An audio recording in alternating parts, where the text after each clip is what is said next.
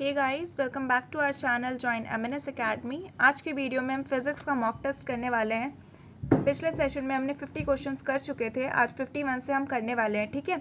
और इसमें भी हम 50 क्वेश्चंस करेंगे, तो 51 से 100 तक करेंगे। आपको मेरे साथ इसको प्रैक्टिस करना है, मैंने आंसर नहीं लिखा है। और लास्ट में जब ये सेशन ख़त्म हो जाएगा तो आपको नीचे अपने स्कोर्स कमेंट करने हैं, okay. So if you want to write down your scores और what answer you are writing, please अपनी कॉपी पहले से लेके बैठो ताकि आपके मार्क्स कैलकुलेट करने में बाद में दिक्कत ना हो, ठीक है। पहले question which is 51, clear nights are colder than cloudy nights because जो रात मतलब जिसमें क्लाउड्स नहीं होते उसको क्लियर नाइट बोलते हैं, वो कोल्ड होते हैं, वो ठंडे होते हैं क्लाउडी नाइट्स के कंपेयर में। ऐसा क्यों होता है? कंडक्शन की वजह से, कंडेंसेशन की वजह से, रेडिएशन की वजह से या इंसुलेशन की वजह से। तो बहुत ही सिंपल सा रीज़न है। देखो, जो क्लियर नाइट होते हैं उसमें क्लाउड नहीं होता, ठीक है। तो क्लाउड नहीं होता है तो स्काई में कोई भी हीट ट्रैप नहीं हो पाता है और आराम से सारी हीट एटमॉस्फेयर के बाहर चली जाती है, जिसकी वजह से कोल्ड हो जाता है एटमॉस्फेयर हमारा, ठीक है। और क्लाउडी नाइट्स में ये पॉसिबल नहीं है, क्लाउड्स जो होते हैं वो हीट को ट्रैप कर लेते हैं। तो इसलिए जो क्लाउडी नाइट्स होती है तब हमें ह्यूमिडिटी टाइप का फील होता है, ठीक है। और इसका करेक्ट आंसर क्या होगा? Option C, radiation. नेक्स्ट है question number 52, a gas thermometer is more sensitive than the liquid thermometer because a gas is lighter than liquid, expand more than liquid, is easy to obtain या D does not change state easily. एक gas thermometer जो होता है वो ज़्यादा sensitive होता है liquid thermometer से। ऐसा क्यों होता है? क्योंकि गैस क्या होती है इसमें से? इसका करेक्ट आंसर होगा ऑप्शन बी, क्योंकि जो गैस होती है वो इजीली एक्सपैंड कर जाती है लिक्विड से। जो लिक्विड थर्मामीटर होता है, घर पे आपके भी होगा, उसमें ज़्यादातर क्या होता है, मर्करी होती है या अल्कोहल होती है। और गैस थर्मामीटर में गैस होती है और वो मर्करी एंड अल्कोहल के कंपैरिजन में बहुत ज़्यादा सेंसिटिव होती है टेम्परेचर से और बहुत जल्दी एक्सपैंड भी करती है। तो यही रीज़न है, expands more than a liquid. अगला है, which one of the following is used for sun glasses. जो सन ग्लासेस होते हैं हमारे, उसको बनाने के लिए इसमें से कौन सा ग्लास यूज़ किया जाता है? Pyrex glass, flint glass, Crookes glass या क्रिस्टल ग्लास। करेक्ट आंसर है इसका option A, Pyrex glasses. Pyrex glasses को बोरोसिलिकेट ग्लासेस भी बोलते हैं। ये यूज़ किया जाता है सन ग्लास बनाने के लिए। स्क्रैच रेजिस्टेंस होता है और ऑब्वियसली सन ग्लासेस बनाते हैं उन पे तो केमिकल ट्रीटमेंट्स भी किया जाता है और जिसकी वजह से ये काफ़ी ड्यूरेबल हो जाता है। अगर आप अपने सन ग्लासेस को कितने देर भी धूप में रखो तो क्या वो पिघल जाते हैं? नहीं पिघलते ना, तो इसीलिए। अगला है question number 54, the speed of light with the rise in the temperature of the medium increase, decrease, remain altered या ड्रॉप सडनली। करेक्ट आंसर है इसका remain unaltered. Next is question number 55, when the barometer reading dip suddenly it is an indication of. जब barometer अचानक से dip हो जाता है, गिर जाता है, तो ये किस चीज़ का इंडिकेशन होता है? हॉट वेदर, काम वेदर, स्टॉर्म या ड्राई वेदर। बैरोमीटर स्टॉर्म को नापने के लिए यूज़ किया जाता है, तो ये स्टॉर्म का ही इंडिकेटर होता है। सो बैरोमीटर किसके लिए यूज़ होता है? एटमॉस्फेरिक प्रेशर नापने के लिए यूज़ किया जाता है। कौन से इंस्ट्रूमेंट किसके लिए यूज़ करते हैं ये आपको अच्छे से याद कर लेना है, ठीक है। इसका करेक्ट आंसर क्या है? Option C, storm. अगला है, a good conductor of electricity is. इसमें से कौन सा गुड कंडक्टर है इलेक्ट्रिसिटी का? ड्राई एयर, पेपर, केरोसिन या ग्रेफाइट। सिंपल सा आंसर है इसका ग्रेफाइट, ठीक है। अगला है, heat from the sun reaches the earth by. जो सूरज की गर्मी होती है या किरणें होती है बेसिकली, वो अर्थ तक कैसे पहुंचती है? रिफ्लेक्शन के थ्रू, कंडक्शन के थ्रू, रेडिएशन के थ्रू या कन्वेक्शन के थ्रू। ये आती है रेडिएशन के थ्रू, ठीक है। अगला है 58, in which of the following case the kinetic energy is being used in performing work. इसमें से कौन सा केस है जिसमें काइनेटिक एनर्जी जो है हमारी यूज़ हो रही है काम को परफॉर्म करने के लिए? Paddling the bicycle to cover a distance, driving a car to cover a distance, windmill grinding wheat grain, rowing a boat in the lake. Correct answer होगा इसका ऑप्शन बी। क्यों? Because the work done by car engine is equal to kinetic energy of the car. ठीक है, उसकी वजह से ये हो जाएगा बी। नेक्स्ट है, if the velocity time graph of a particle is represented by y is equals to mt plus c, then the particle is moving with constant speed, constant velocity, constant acceleration या varying acceleration. देखो, जो velocity इसमें दी हुई है वो है linear with the time, जिसकी वजह से पार्टिकल जो है वो मूव कर रहा है कांस्टेंट एक्सेलरेशन से। तो करेक्ट आंसर हो जाएगा ऑप्शन सी, कांस्टेंट एक्सेलरेशन। तो अगर किसी पार्टिकल को कांस्टेंट एक्सेलरेशन एक्वायर करना है, ठीक है, तो उसका जो वेलोसिटी टाइम ग्राफ होना चाहिए वो लीनियर होना चाहिए टाइम फंक्शन से। तो इस इक्वेशन के अकॉर्डिंग आपको पता चल जाएगा। अगला है question number 60, which of the following occur first. इसमें से क्या पहले हुआ था? वैसे ऐसे क्वेश्चन आपको आएंगे नहीं, ये काफ़ी डीप हो गया है। ठीक है, Albert Einstein propound the general theory of relativity, Max Planck unveil the quantum theory, Galileo Marconi sent the first wireless signal, Wrights brother successfully flew an aircraft. तो इसमें से पहले क्या हुआ था? ये सी वाला हुआ था। ठीक है, इन्होंने पहला वायरलेस सिग्नल भेजा था, मार्कोनी ने। अगला है 61, a passenger standing in a bus is thrown outward when the bus takes a sudden turn happens due to.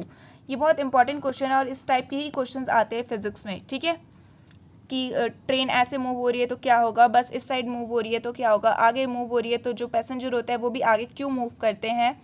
ठीक है, क्यों होता है? Outward pull on him, inertia of motion, change in momentum या change in acceleration. Correct answer है inertia of motion. तो एक passenger है, खड़ा है वो बस में और एकदम से बस जो है वो सडन टेक ले रही है, जिसकी वजह से वो बाहर की तरफ होने लग जाता है। तो ये मोशन में, पहले वो एक ही मोशन में चल रहा होता है, लेकिन बस सडनली ऐसे मान लो टर्न लिया बस ने, पहले वो ऐसे ऐसे ही जा रही होती है, तो एकदम से मुड़ा तो उसका भी मोशन चेंज हो गया, जिसकी वजह से वो बाहर की साइड गिरने लग जाता है। ठीक है, अगला है 62, when a pressure is increased the melting point of ice. जब प्रेशर इंक्रीज किया जाएगा तो मेल्टिंग पॉइंट ऑफ आइस क्या होगा? इंक्रीज होगा, does not change, decrease, depend on the impurity of the ice.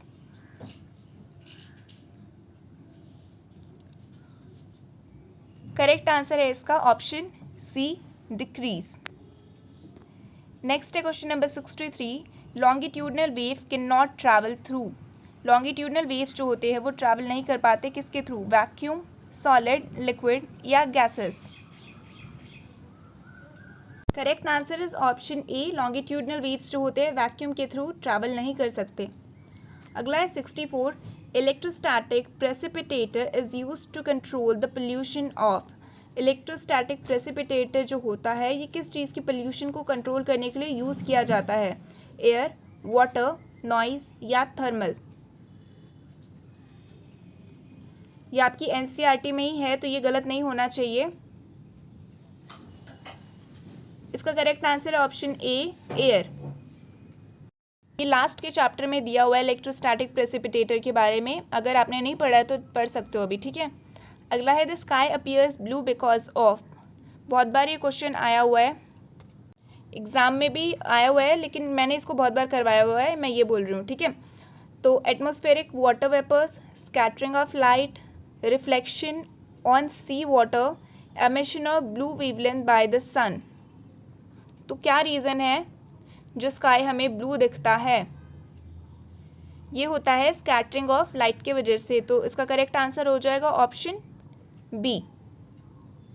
अगला है dynamo is a device for converting. Dynamo एक ऐसा डिवाइस है जो यूज़ किया जाता है कन्वर्ट करने के लिए। क्या कन्वर्ट करता है dynamo? Heat energy into electrical energy, mechanical energy into electrical energy, magnetic energy into electrical energy या chemical energy into electrical energy.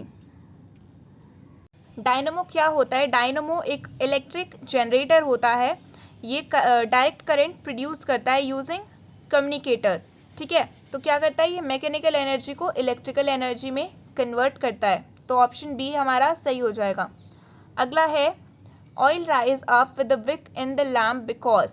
Oil जो होता है मतलब आपने देखा होगा लालटेन वगैरह, तो उसमें जो तेल होता है वो ऊपर आ जाता है जलने के लिए, और जो उसमें हम बत्ती डालते हैं वो उसके थ्रू आता है। तो ये कैसे होता है?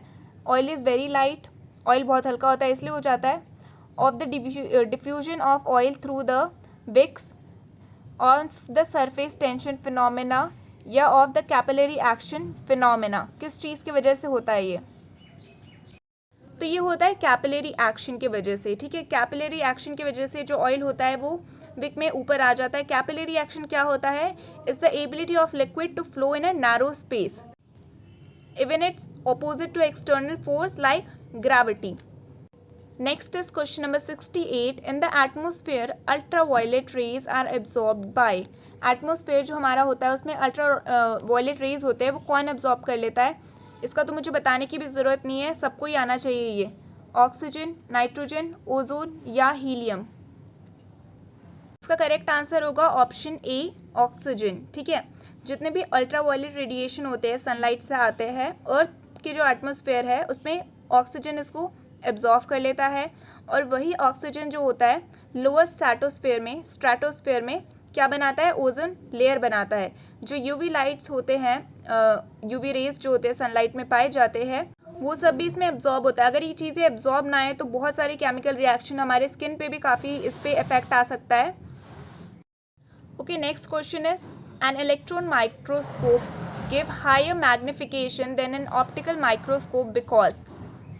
ऑप्शंस है it use more powerful lenses, the velocity of electrons is smaller than that of visible light, the electron have more energy than the light particle, या लास्ट ऑप्शन है the wavelength of the electron is smaller as compared to the wavelength of visible light। तो हमसे क्या पूछा है? जो electron microscope है वो हमें हायर मैग्निफिकेशन पे चीज़ें दिखाता है as compare to optical microscope. ऐसा क्यों होता है? करेक्ट आंसर होगा इसका ऑप्शन डी। जो वेवलेंथ होती है इलेक्ट्रॉन्स की वो स्मॉलर होती है as compare to wavelength of visible light. Next है question number 70। For a body moving with no uniform velocity and uniform acceleration. एक बॉडी है उसकी कोई यूनिफॉर्म वेलोसिटी नहीं है और यूनिफॉर्म एक्सेलरेशन है, ठीक है। तो क्या होगा? डिस्प्लेसमेंट टाइम ग्राफ उसका लीनियर होगा, डिस्प्लेसमेंट टाइम ग्राफ उसका नॉन लीनियर होगा, वेलोसिटी टाइम ग्राफ उसकी नॉन लीनियर होगी, या वेलोसिटी टाइम ग्राफ उसकी लीनियर होगी। ऑब्वियस सी बात है लीनियर हो ही नहीं सकता, ठीक है। करेक्ट आंसर क्या है इसका? Option B, displacement time graph जो है इसका एक क्या होगा? नॉन लीनियर होगा। अगला है 71। Lambert's law is related to. Lambert's law जो है वो किस चीज़ से रिलेटेड है? रिफ्लेक्शन, रिफ्रैक्शन, इंटरफेरेंस या एल्यूमिनेशन। ये लैम्बर्ट लॉ जो है इसको बियर्स लॉ भी बोला जाता है या बियर लैम्बर्ट लॉ भी बोला जाता है। इनमें इस लॉ में बेसिकली इन्होंने एटेन्यूएशन ऑफ लाइट प्रॉपर्टी के बारे में बताया है कि लाइट जो है डिफरेंट मीडियम से कैसे ट्रैवल कर सकती है। तो ये किस चीज़ के ऊपर लॉ है? एल्यूमिनेशन। ऑप्शन डी जो है करेक्ट हो जाएगा। अगला है question 72। Which of the following law validates the statement that matter can neither be destroyed nor be created. Okay, created nor destroy, उल्टा बोल दिया मैंने, सॉरी। तो एक ये स्टेटमेंट आप सबको पता होगा कि एनर्जी या मैटर जो है ना ही क्रिएट की जा सकती है ना ही डिस्ट्रॉय की जा सकती है, ये एक फॉर्म से दूसरे फॉर्म में बस कन्वर्ट होती है, ठीक है। तो इसमें से कौन सा स्टेटमेंट है जो इस लॉ को वैलिडेट करता है? Law of conservation of energy, Le Chatelier principle, law of conservation of mass या लॉ ऑफ ऑस्मोसिस। मुझे पता है दो में आप कंफ्यूज हो जाओगे, ए में और सी में। ये तो नहीं है, ये भी नहीं है, जल्दी से बताओ अपने आंसर्स। इसका करेक्ट आंसर है option C, law of conservation of mass. अगला है 73। Decibel is used is unit use for? बहुत ईजी सा है, डेसिबल किसका यूनिट है? Speed of light, intensity of heat, intensity of sound या radio wave frequency? Correct answer क्या है इसका? Option C, intensity of sound. Next है question number 74। The term isoneph indicates the line of equal. Isoneph एक term है, ये किस चीज़ की लाइंस के लिए इंडिकेट करता है? क्लाउडीनेस, सैलिनिटी, रेनफॉल या प्रेशर? सो जो ये आइसोनेफ है is the line indicating equal cloud cover और equal cloudiness. So option A will be the correct. Variation in degree of the slope, temperature, occurrence और rainfall, ये सब इस line के थ्रू हम रिप्रेजेंट कर सकते हैं ओवर मैप। आइसो का मतलब होता है इक्वल और नेफ का मतलब होता है लाइंस, ठीक है। नेक्स्ट है question number 74। The atmospheric layer reflecting radio waves is called. जो एटमॉस्फेरिक लेयर है जो रेडियो वेव्स को रिफ्लेक्ट करती है उसको क्या बोलते हैं? ये मैंने अभी पीछे करवाया आपको। ओजोन स्फीयर, आइनोस्फीयर, स्ट्रेटोस्फीयर या मीसोस्फीयर? सो इसका करेक्ट आंसर होगा आइनोस्फीयर।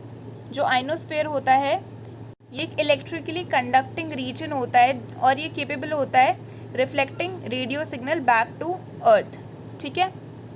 सो एक बार अर्थ के लेयर आपको पता होने चाहिए। जैसे ये मान लो सपोजिटली ये अर्थ है आपका, तो जो सबसे फर्स्ट होता है वो होता है ट्रोपोस्फेयर, देन उसके बाद जो आता है वो होता है स्ट्रेटोस्फेयर, देन होता है मीसोस्फेयर, एंड आता है थर्मोस्फेयर और सबसे लास्ट में आता है क्या आता है? एक्सोस्फेयर। इस एक्सोस्फेयर में आपका सैटेलाइट्स वगैरह होता है, ये बहुत ही हाई टेम्परेचर होता है, ठीक है। उसके पहले वाला जो होता है यहाँ पे स्पेस क्राफ्ट जो होगा, ये सब चीज़ें आपको देखने के लिए मिलेगी। सबसे जो फर्स्ट वाला होता है ट्रोपोस्फेयर, इसमें एयरक्राफ्ट जो होता है हमारे जैसे एरोप्लेन्स हो गया और क्लाउड्स वगैरह, वो सब यहाँ पाए जाते हैं, ठीक है। अगला है cryogenic is a science dealing with. ये मैंने आपको बायो में भी करवाया था अभी। क्रायोजेनिक क्या होता है? हाई टेम्परेचर से डील करता है, लो टेम्परेचर से डील करता है, फ्रिक्शन या वेयर से डील करता है, ग्रोथ ऑफ क्रिस्टल से डील करता है। बायो फिजिक्स का एक ये पार्ट था, ठीक है। ये किससे डील करता है? लो टेम्परेचर से, तो ऑप्शन बी जो है हमारा वो सही हो जाएगा। अगला है the mass energy relation is the outcome of. Mass energy relation जो है ये किस चीज़ का आउटकम है?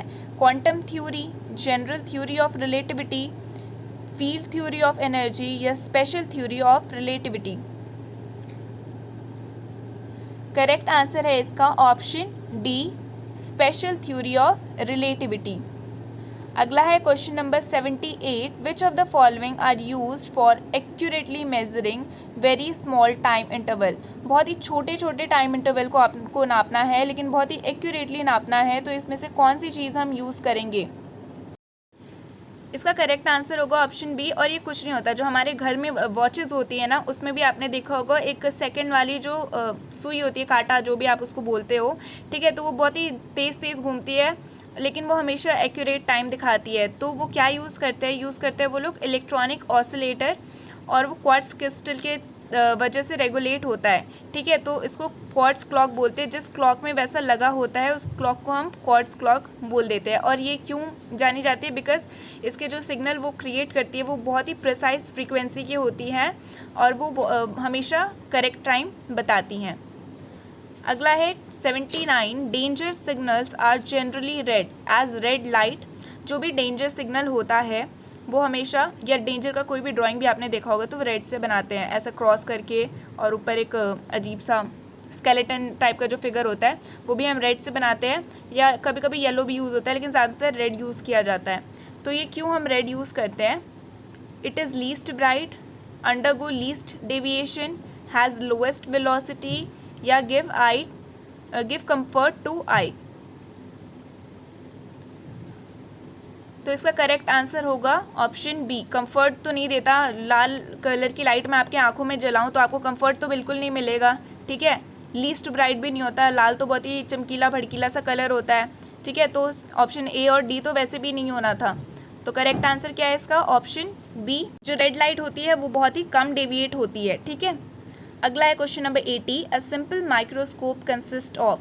सिंपल माइक्रोस्कोप आपने स्कूल में भी यूज़ किया होगा, वो किस चीज़ से बना होता है, किस चीज़ का कंसिस्ट होता है? A short focus convex lens, a long focus convex lens, a short focus concave lens या a long focus concave lens? इसका करेक्ट आंसर है option A, a short focus convex lens. 81, an oil drop spread over water because. हम तेल को अगर पानी में ऐसे ऊपर डालते हैं तो पानी के ऊपर फैल जाता है, ठीक है, मिक्स नहीं होता है। तो ये ऐसा क्यों होता है, पूछा गया हमसे। Oil is lighter than water, oil is more viscous, oil do not mix with water, surface tension of oil is much smaller than that of water. क्या ऑयल जो होता है वो पानी से हल्का होता है, ज़्यादा विस्कस होता है, वो पानी में नहीं मिलता है, या उसकी सरफेस टेंशन बहुत ही छोटी होती है एज़ कम्पेयर टू वाटर?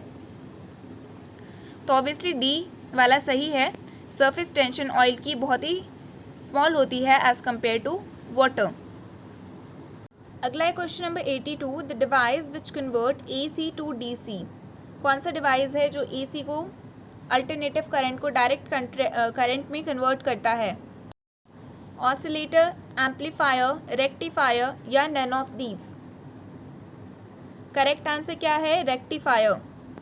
ये बहुत ही बेसिक सा फिजिक्स का क्वेश्चन है, और फिजिक्स का जो ये चैप्टर है सेमीकंडक्टर वाला, ये आपको अच्छे से करना है, और ऑप्टिक्स आपको बहुत अच्छे से करनी है, ठीक है। ऑप्टिक्स में स्पेशली जो आई के डिजीज़ होते हैं, हाइपरमेट्रोपिया वाला, वो सब पोर्शन अच्छे से करना है। अगला है not is a measurement of. Not जो है ये किसकी मेजरमेंट के लिए यूज़ किया जाता है? Speed of ship, the curvature of spherical object, solar radiation या इंटेंसिटी ऑफ अर्थक्वेक शॉक?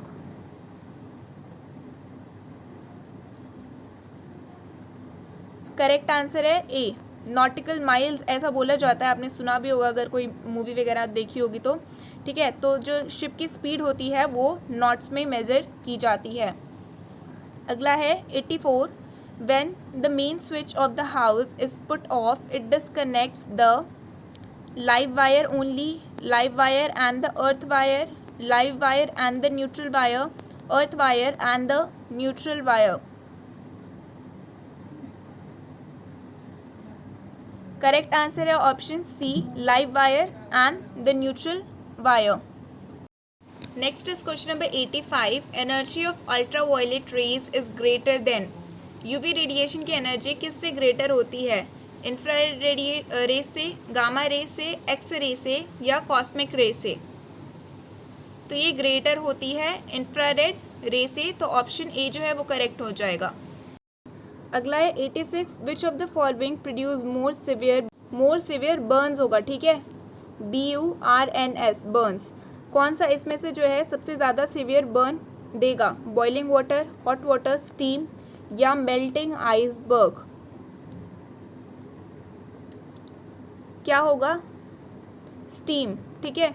कभी रोटी बनाई है, रोटी तो अगर वहाँ से फट जाती है तो हाथ पे ऐसे स्टीम लग जाता है, ठीक है, तो वो बहुत दिन तक रहता है। अगर आप गर्म पानी में अपना हाथ डालो या बॉइलिंग वाटर में भी हाथ डालो तो उतना नहीं होता। स्टीम एक तो छोटे से सरफेस एरिया पे रहता है, एक छोटे एरिया पे ही आपकी स्टीम लगेगी, या किसी ज़्यादा एरिया पे भी लगा के देखो तो सबसे ज़्यादा जो दर्द होगा या बर्न देगा सिवियर, वो होगा स्टीम। नेक्स्ट है question number 87, who define the law of gravitation. Law of gravitation किसने दी थी? न्यूटन ने, आर्किमिडीज ने, गैलीलियो ने या फैराडे ने? किसने दिया था? ऑप्शन ए करेक्ट है, न्यूटन ने। 88, magnetism in material is due to. Magnetism क्यों होता है मटेरियल में, किस चीज़ की वजह से होता है? Electrons at the rest, circulation motion of the electron, protons at the rest या ऑल न्यूट्रॉन एट रेस्ट? कुछ भी रेस्ट में नहीं होता, ठीक है, तीनों के तीनों ऑप्शंस रॉन्ग है, बी करेक्ट हो गया, ठीक है। मोशन, सर्कुलेशन मोशन चलता रहता है इलेक्ट्रॉन्स का, तो उसकी वजह से मैग्नेटिज्म होता है। 89, short site in human I can be corrected by using. Short site जो होता है इस डिजीज़ को क्या बोलते हैं? मुझे कमेंट करके बताना, ठीक है। ये आपका आज का क्वेश्चन है। ये कौन सा लेंस यूज़ करके करेक्ट करते हैं? कन्वेक्स, कनकेव, सिलेंड्रिकल या बाइफोकल। तो ये करेक्ट होता है कनकेव लेंस यूज करके।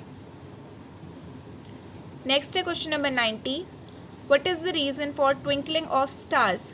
स्टार ट्विंकल करते हैं, इसका रीजन क्या है? Dispersion of light, total internal reflection, atmospheric reflection या एटमॉस्फेरिक रिफ्रैक्शन। ये होता है एटमॉस्फेरिक रिफ्रैक्शन की वजह से। ये सारे जो फिनोमेना यहाँ पे लिखे हुए हैं प्लस सरफेस टेंशन वाला, इन सब पे पक्का क्वेश्चन आता है, ये मैं आपको बहुत बार बता चुकी हूँ। अगला है the instrument for measuring intensity of earthquake is. Earthquake की इंटेंसिटी को नापने के लिए कौन सा इंस्ट्रूमेंट यूज़ किया जाता है? आइडियोग्राफ, पेंटोग्राफ, अर्गोग्राफ या सिस्मोग्राफ। करेक्ट आंसर है इसका ऑप्शन डी, सिस्मोग्राफ। अगर हम इंटेंसिटी की बात कर रहे हैं तो हम सिस्मोग्राफ यूज़ करते हैं, अगर उसकी मैग्नीट्यूड की बात करते हैं तो हम रिक्टर स्केल यूज़ करते हैं। ठीक है, अगला है a multimeter is use to measure. Multimeter किस चीज़ को नापने के लिए यूज़ किया जाता है? करंट, वोल्टेज, रेजिस्टेंस या ऑल ऑफ दीज। ये सारी चीज़ें को नापने के लिए हम मल्टीमीटर यूज़ करते हैं। करंट हो गया, वोल्टेज हो गया, रेजिस्टेंस हो गया। ठीक है, अगला है 93, which of the following is used to split white light into different colours. ये गलत किया ना किसी ने तो बहुत ही मार खाओगे सच में। ये बहुत ही बच्चों वाला क्वेश्चन है, ये मुझे आप ही बताओगे। ये आपका है, ठीक है, ये आपका होमवर्क है या जो भी समझ लो, मुझे इसका आंसर सबसे कमेंट में चाहिए। चलो अगला 94, nuclear reactor use to produce electricity are based on. Nuclear reactors जो होते हैं इलेक्ट्रिसिटी प्रोड्यूस करने के लिए यूज़ किए जाते हैं, वो किस चीज़ पे बेस होते हैं? Nuclear fusion, nuclear fission, cold fusion या सुपर कंडक्टिविटी। तो ये होता है न्यूक्लियर फिजन पे बेस्ड। 5 क्वेश्चन और 95 पर आ गए हम। ठीक है, which of the following instrument is use to study dispersion of light. Dispersion of light की स्टडी करने के लिए हम कौन सा इंस्ट्रूमेंट यूज़ करते हैं? माइक्रोस्कोप, टेलीस्कोप, स्पेक्ट्रोमीटर या फोटोमीटर। स्पेक्ट्रोमीटर यूज़ किया जाता है अगर हमें study of dispersion of light करनी है तो। Next is question number 96, a fountain pen works on the principle of flow of liquid from higher to lower potential, capillary action, Bernoulli's principle या viscosity of liquid. Fountain pen से लिखना easy भी नहीं होता, इसकी इंक जो है हमेशा लीक करती रहती है। ठीक है, ये क्यों होता है ऐसा? ये फाउंटेन पेन जो है ये कौन से एक्शन पे वर्क करता है? कैपिलरी एक्शन पे। ठीक है, 97, pycnometer is an instrument use to measure the density, intensity of solar radiation, intensity of earthquake या high temperature. Intensity of earthquake तो नहीं होगा, ये अभी पढ़ लिया हमने। क्या होगा इसका? डेंसिटी को नापने के लिए यूज़ किया जाता है ये। 98, fibre optical work on the principle of. Important question है ये। फाइबर ऑप्टिकल्स जो होते हैं ये कौन से प्रिंसिपल पे वर्क करते हैं? Scattering of light, total internal absorption, total internal reflection, TIR। ये इसी पे ही काम करता है वैसे तो। सी करेक्ट है। लास्ट ऑप्शन था ऑप्टिकल रोटेशन। ठीक है, तो करेक्ट आंसर इसका क्या है? सी। 99, डेसिबल क्या है? A musical instrument, a wavelength of noise, musical note या मेजर ऑफ साउंड लेवल। तो ये होगा D. And our last question of this video, question number 100। इसके बाद सबको अपने मार्क्स कमेंट करने हैं आउट ऑफ 50। मुझे सबके मार्क्स चाहिए और जो मैंने क्वेश्चन आपसे पूछे हैं वो भी आंसर्स चाहिए उसके। ठीक है, क्वेश्चन है remote sensing device has an inbuilt source of. Remote sensing device जो होता है उसमें एक इनबिल्ट सोर्स ऑफ क्या होता है? एक्सरे, गामा रे, ये ग्रे लिख दिया गलती से, अल्ट्रावायलेट रेज या इंफ्रारेड रेज। उसमें क्या होता है, इंफ्रारेड रेज होता है, ठीक है। Hope you like this session, please hit the like button, share this video as much as you can, जितने बच्चों तक पहुंचा सकते हो उतने बच्चों तक पहुंचाओ। अभी बहुत ही कम टाइम बचा है, तो जैसे भी हो सकता है सबकी हेल्प करो और साथ में अपनी भी स्टडीज़ करते रहो, ठीक है। All the very best. And session कैसा लगा वो भी बताना मुझे। अगर आप चैनल पे न्यू हो तो प्लीज़ सब्सक्राइब कर लेना, हमारे टेलीग्राम चैनल को ज्वाइन कर लेना एंड हमें इंस्टा पेज पे भी फॉलो कर लेना। थैंक्स फॉर वॉचिंग गाइस, मिलते हैं अगले वीडियो में।